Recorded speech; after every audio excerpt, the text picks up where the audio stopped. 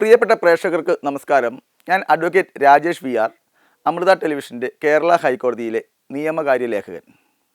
നമ്മളിന്ന് ചർച്ച ചെയ്യുന്ന വിഷയം, സ്ത്രീകൾക്ക് അനുകൂലമായി ധാരാളം നിയമങ്ങൾ നമ്മുടെ നാട്ടിലുണ്ട്. എങ്ങനെയാണ് സ്ത്രീകൾക്ക് അനുകൂലമായി ഇത്രയധികം നിയമങ്ങൾ ഉണ്ടായത്? ഇത് പരിഗണിക്കുമ്പോൾ നമ്മുടെ ഇന്ത്യ മഹാരാജ്യത്തിൻ്റെ വേദപുസ്തകം എന്ന് പറയാവുന്ന നമ്മുടെ കോൺസ്റ്റിറ്റ്യൂഷൻ ഓഫ് ഇന്ത്യ, നമ്മുടെ ഭരണഘടന, ഈ ഭരണഘടനയാണ് സ്ത്രീകൾക്ക് അനുകൂലമായി ഇത്രയധികം നിയമങ്ങൾ പ്രദാനം ചെയ്തിട്ടുള്ളത്. നമ്മുടെ ഭരണഘടന ഇന്ത്യൻ സിറ്റിസണിന് നൽകുന്ന മൗലികാവകാശത്തിൽ article 14 equality before law and equal protection of laws to every citizen എന്നാണ് പറയുന്നത്. ഒരു ഭരണകൂടം അവരുടെ രാജ്യത്തെ സിറ്റിസണിന് ഒരേപോലെ എല്ലാവർക്കും നിയമം ബാധകമാണെന്ന തരത്തിൽ നിയമത്തിൻ്റെ സംരക്ഷണം എല്ലാവർക്കും ഒരുപോലെ നൽകണം. അപ്പോഴൊരു സംശയം തോന്നാം, പിന്നെ എന്തിനാണ് സ്ത്രീകൾക്ക് അനുകൂലമായി പ്രത്യേക നിയമം? അതും ഭരണഘടന പറയുന്നുണ്ട്.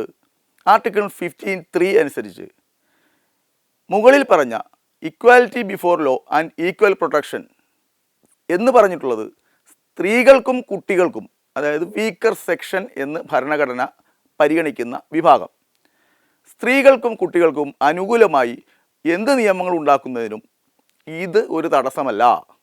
ഇവിടെ നിന്നാണ് സ്ത്രീകൾക്ക് അനുകൂലമായി പുതിയ പുതിയ പ്രത്യേക നിയമങ്ങൾ ഉണ്ടായി വന്നിട്ടുള്ളത്. കാരണം ഭരണഘടനയ്ക്ക് അപ്പുറത്തോട്ട് ഒരു നിയമം ഉണ്ടാക്കാൻ നമ്മുടെ രാജ്യത്തിനാവില്ല. അതുകൊണ്ട് തന്നെ സ്ത്രീകൾക്ക് അനുകൂലമായി ധാരാളം നിയമങ്ങൾ, പ്രത്യേക നിയമങ്ങൾ നമ്മുടെ നാട്ടിലുണ്ട്.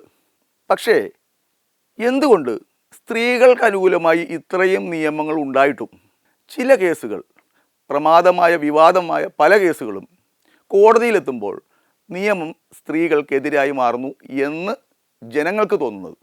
യഥാർത്ഥത്തിൽ നിയമം സ്ത്രീകൾക്ക് അനുകൂലം തന്നെയാണ്. ഉദാഹരണമായി ഒട്ടേറെ സംഭവങ്ങൾ നമുക്ക് മുന്നിലുണ്ട്. 70കളിലെ ഒരു കഥ, ഒരുപക്ഷെ ഞാനൊക്കെ ജനിക്കുന്നതിന് വളരെ മുൻപാണ്. ഒരു വലിയ ആരോപണം, ഒരു പ്രഗത്ഭനായ ശക്തനായ ഒരു ഗതാഗത മന്ത്രിക്കെതിരെ ഒരു അധ്യാപികയുടെ പരാതി കോടതിയിലെത്തി. പരാതി തന്നെ റദ്ദാക്കണമെന്ന ആവശ്യവുമായി ഈ പ്രബലനായ അദ്ദേഹം കോടതിയെ സമീപിച്ചു.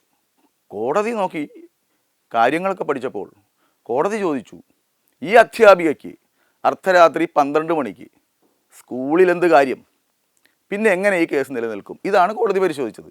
കാരണം നിയമമനുസരിച്ച് കോടതിക്ക് അങ്ങനെ പറയാനേ പറ്റൂ. ആ കേസ് അങ്ങനെ അതിൻ്റെ വഴിക്ക് പോയി. വർഷങ്ങൾക്ക് ശേഷം വീണ്ടും ഒരു ഗതാഗത മന്ത്രി തന്നെ, എന്താണ് ഈ ഗതാഗത മന്ത്രിമാർക്ക് തന്നെ വരുന്നത് അറിയില്ല കേട്ടോ, കാരണം കേസ് അങ്ങനെയാണ് വന്നത്. ആ കേസും കോടതിയിലെത്തി, റദ്ദാക്കണമെന്ന് ആവശ്യപ്പെട്ടു. കോടതി പരിശോധിച്ചു. അതിലെ വാദം, ആ രസകരമായ വാദത്തിന് ഞാനും സാക്ഷിയാണ്. പരാതിക്കാരിയുടെ അഭിഭാഷകൻ ഘോരം പല കാര്യങ്ങളും കോടതിയെ ധരിപ്പിക്കാൻ ശ്രമിച്ചു. പക്ഷേ എതിർഭാഗത്ത് നിന്ന പ്രഗത്ഭനായ അഡ്വക്കേറ്റ് MK ദാമോദരൻ സർ, അദ്ദേഹം ചിരിച്ചുകൊണ്ട് വളരെ സൗമ്യമായാണ് അദ്ദേഹത്തിൻ്റെ വാദം പൂർത്തിയാക്കിയത്. കാരണം ഈ പരാതിക്കാരിക്ക് എതിരായിട്ടുള്ള കാര്യങ്ങൾ ആ പരാതിയിൽ തന്നെ ഉണ്ടായിരുന്നു എന്നുള്ളതാണ്. കോടതി ചോദിച്ചത്, ഹൗ ക്യാൻ ഇറ്റ് പോസിബിൾ? അതായത് മകനെ വിവാഹം കഴിച്ചു തരാമെന്ന് വാഗ്ദാനം ചെയ്ത് ആ വാഗ്ദാനത്തിൽ അച്ഛനുമായി ബന്ധപ്പെടാൻ യുവതി അവസരമൊരുക്കി എന്നാണ് കേസ്. ആ കേസ് എങ്ങനെ നിലനിൽക്കും? ആ കേസ് അതിൻ്റെ വഴിക്ക് പോയി. തുടർന്ന് വീണ്ടും മറ്റൊരു ഗതാഗത മന്ത്രി, പിന്നെയും ഗതാഗതം.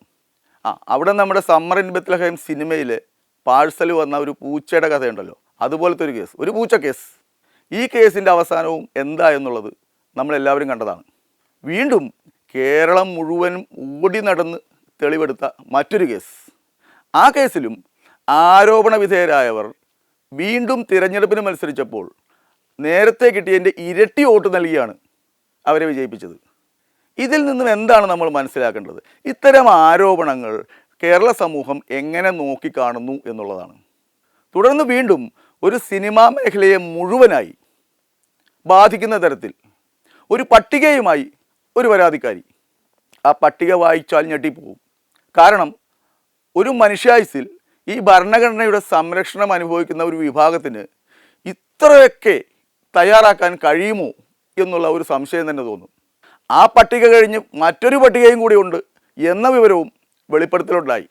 ആ കേസുകളുടെയും അവസ്ഥ എന്തായെന്നുള്ളത് നമ്മളെല്ലാവരും കണ്ടതാണ്. സിനിമാ മേഖല ബന്ധപ്പെട്ട് പിന്നെയും കേസുണ്ടായി. അവിടെയും കോടതിയിൽ നിന്നും പരാതിക്കാർക്ക് തിരിച്ചടി ലഭിക്കുന്നു. എന്താണ് ഇതിന് കാരണം? ഇതിൽ നിന്നും മനസ്സിലാക്കേണ്ടത് പവിത്രമായ ഭരണഘടനയുടെ പ്രത്യേക പരിഗണനയും സംരക്ഷണവും ലഭിക്കുന്ന വിഭാഗങ്ങൾ ആ നിയമത്തെ ദുരുപയോഗം ചെയ്യരുത് എന്നുള്ളതാണ്. നിയമം ഈശ്വരതുല്യമാണ്. നിയമം ഒരു നിറഞ്ഞു കത്തുന്ന നിലവിളക്കിൻ്റെ പ്രഭാവലയം പോലെ സംരക്ഷണം തരുമ്പോൾ ആ വിളക്കിൽ കരിന്തിരി കത്തിക്കരുത്. ആ കരി പരാതിക്കാരുടെ മുഖത്ത് തന്നെയായിരിക്കും ഉണ്ടാവുക. ആ കരി കൊണ്ട് കണ്ണെഴുതരുത്, പുകയും നീറും. ഇതാണ് നമ്മുടെ മുന്നിൽ സംഭവിച്ചുകൊണ്ടിരിക്കുന്നത്. നമുക്ക് സംരക്ഷണം തരുന്ന നിയമം, ആ സംരക്ഷണം അനുഭവിക്കുക, അതല്ലാതെ മറ്റെന്തെങ്കിലും ആവശ്യത്തിന് വേണ്ടി അത് ദുരുപയോഗം ചെയ്യരുത്. നിയമത്തെ ദുരുപയോഗം ചെയ്താൽ അതേ നിയമം നമുക്ക് തിരിച്ചടിയാകും എന്നുള്ളതാണ് ഇതിൽ നിന്നും മനസ്സിലാക്കേണ്ടത്. എൻ്റെ ഈ വീഡിയോ ചാനൽ ചർച്ചകളിൽ വിലപിക്കുന്ന എൻ്റെ സഹപ്രവർത്തകരായ സഹോദരീ സഹോദരന്മാരുടെ മുന്നിൽ ആദരപൂർവ്വം ഞാൻ സമർപ്പിക്കുന്നു. ഈ വീഡിയോ നിങ്ങൾക്ക് ഡെഡിക്കേറ്റ് ചെയ്യുകയാണ്. കാരണം നിയമം അത് അറിഞ്ഞു തന്നെയാവണം. ഇഗ്നറേഷ്യ ലോ ഈസ് നോൺ എക്സ്ക്യൂസാറ്റ് എന്നാണ് പറയുന്നത്. അതായത് നിയമത്തെക്കുറിച്ചുള്ള അജ്ഞത ഒരു എക്സ്ക്യൂസ് അല്ല.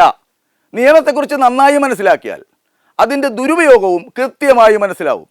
നിയമം ദുരുപയോഗം ചെയ്യുമ്പോൾ അക്കാര്യം ചൂണ്ടിക്കാണിക്കേണ്ട കടമ കൂടി നമുക്കുണ്ട്. നമ്മെ സംരക്ഷിക്കാനായ ഒരു നിയമം നമുക്ക് മുന്നിലുള്ളപ്പോൾ അതുകൊണ്ട് മറ്റുള്ളവനെ ഉപദ്രവിക്കാൻ ശ്രമിക്കരുത്. അങ്ങനെ ശ്രമിച്ചാൽ തിരിച്ചടി ഉറപ്പാണ്.